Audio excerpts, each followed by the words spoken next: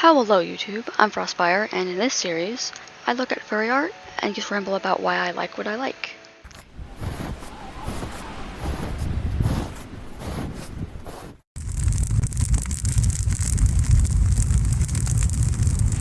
I'm not an artist myself, so anything I say isn't going to be said with any artistic experience, just purely on my silly opinions as an anthro enthusiast.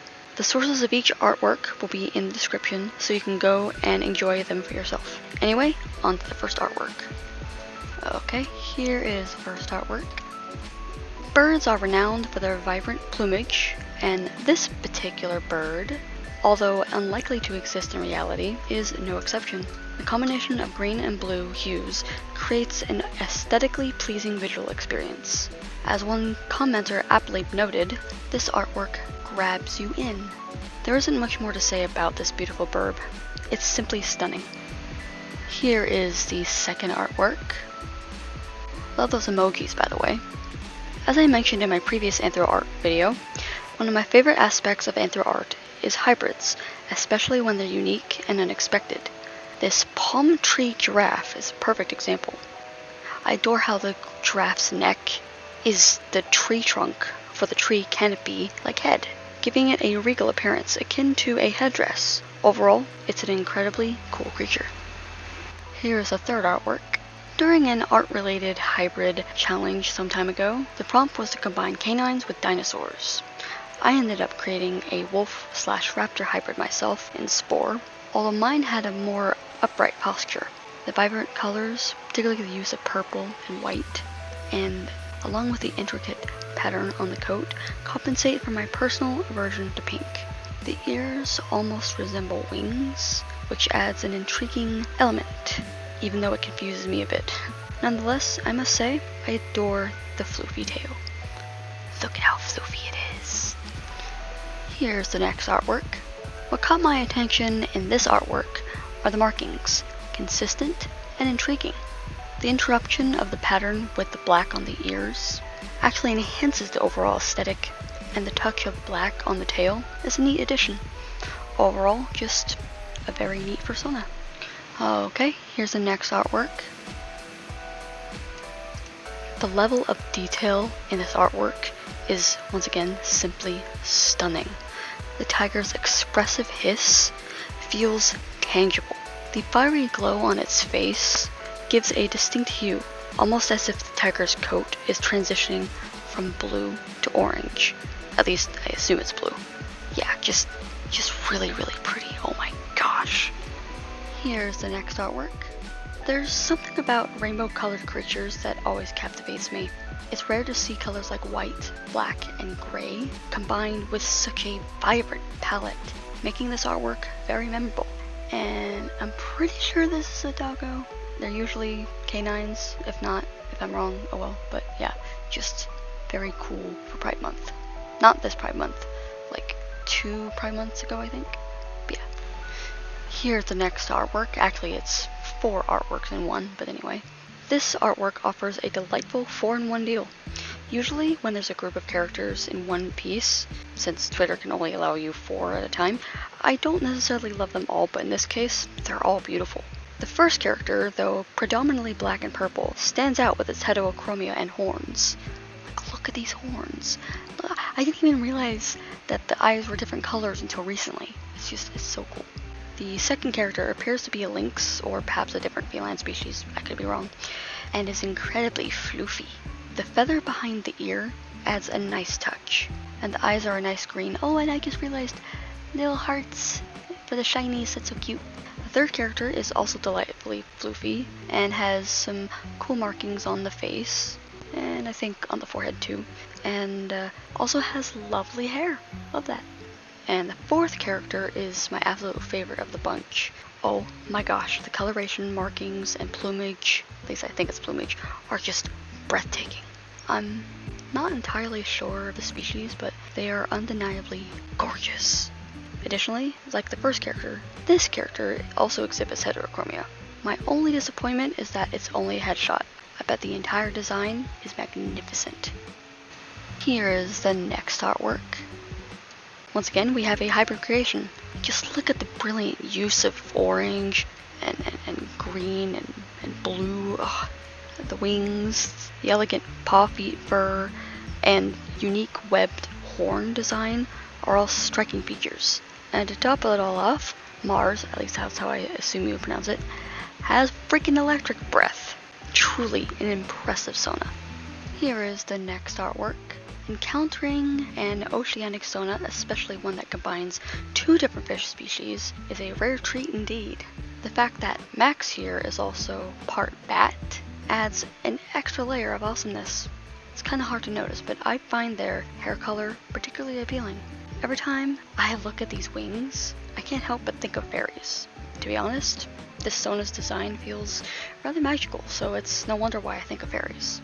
And a little detail that you probably wouldn't notice upon the first viewing, webbed fingers. Totally necessary for, swimming. Don't know if the pobs right here are webbed either, but you never know. Here is the next artwork. I'm not entirely sure about the species of this long boy, but it somehow exudes a Dr. Seuss vibe. And if they can rest on their coiled tail, that tail must be incredibly strong. I wonder if it's prehensile. Anyway, this floofy Slinky boasts captivating colorations and markings. And those teeth are just a delightful bonus. I just noticed the markings here too. So cool, so cool. To wrap up this video, I have a special treat for you. Each of my videos will now feature one additional artwork from my favorite furry artist, Solar-Paragon. I don't actually know if they're furry themselves, but anyway, I absolutely adore her work. It's truly incredible. Solar-Paragon primarily creates ref sheets, ensuring an abundance of intricate details. As someone with a soft spot for red creatures, this first ref sheet's unique character design instantly won me over. And to top it all off, this character is a hybrid. Usually I don't pay much attention to the accompanying text, as the design itself is enough for me to love it. However, since I am showcasing Soul's art, I believe it's only fair that I read the text. So, let's do that. And also you get a better look at this really freaking it's so cool. Okay, I think I'm gonna... This is the only part I hate about reading anything with stuff, is just butchering the names. Okay, I'm pretty sure it's Aracion? Could be wrong. The gray. Species is albino mantamera, I think. Height is 6 feet and 1 inch. Weight is 250 pounds. Yeah, that's totally what I meant. 205 pounds. I don't know if that's average weight for that height, or lean or not, but 24. Solid good age right there. Element, poison, and darkness. Ooh, that's a very cool combo right there. True neutral. He looks like a true neutral. He's serious. He's a mercenary. Sensible. Distant personality. Makes sense. And silent. Okay, design notes. His wings are not large enough to allow him to fly. That sucks. But they do provide adequate air drag to allow him to fall safely from high places. Sorry, I just reading. Plus, there's a bit of a rift here, so that makes sense. Oddly, his wings are most useful underwater. Interesting. Aracion, I feel so bad if I'm butchering that, has a high lung capacity and can hold his breath for several minutes. Useful when sneaking into strongholds via aqueducts. When underwater, his wings can be used similar to fins and help power him along at a surprising speed. Very cool. Attempting to perform a sneak attack against Aracion is a deadly mistake. Thanks to his tail, he can guard himself from behind at all times. Makes sense. Okay, here we go. Aracion is a hybrid cross between a manticore and chimera. So freaking cool. And exhibits a unique balance between the two creatures that gives him an easily recognizable form. You can see that. Hailing from the desert-like Badlands, Aracion has made a name for himself as a reliable sellsword and contractable thief. He's highly skilled in hand-to-hand combat as well as stealth operations and can make a formidable ally if you hire him. Many people find him somewhat off-putting due to his hybrid status. Stupid. So he prefers the company of creatures similar to him. Makes sense. While he really speaks on his own, Arasion is highly intelligent and perceptive and should not be underestimated. Makes sense. Oh my gosh, just freaking look at that. It's so freaking cool. Okay, anyway. His ranged weapon is a set of venom-covered throwing knives. Right there, gotcha. He has such precise mastery over his throws, he can paralyze any enemy from 200 feet away with a clear shot. That's a long ways away. Arasion is a highly venomous creature. His talons, fangs, and horns. I wonder if they mean those horns. Or I wonder if she means whatever. Anyway, all secrete a potent neurotoxin that can cause paralysis, depending on the concentration. His build is fairly athletic, but noticeably smaller than others of the manticore or chimera species.